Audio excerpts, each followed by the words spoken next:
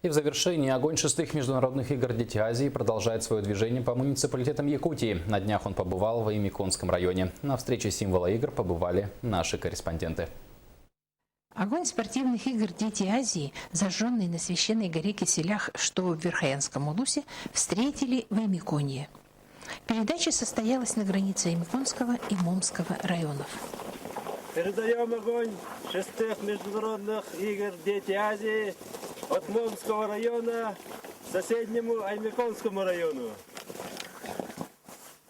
Огонь шестых международных игр «Дети Азии» Оymяконским районом принят. И продолжилась эстафетой по центральной улице Уснеры от федеральной дороги Колыма до площади Победы, где прошел митинг.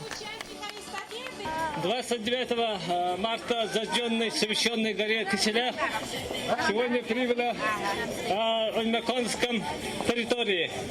От имени участников эстафеты огня примите наши сердечные поздравления. Эстафета огня шестых международных спортивных игр «Дети Азии» продолжает свое движение, укрепляя межнациональные и международные связи.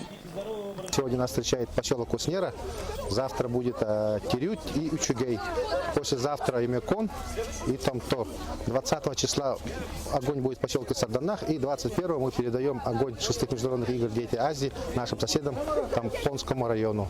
Ну, что натадно, что огонь связан тоже с нашим районом. Вот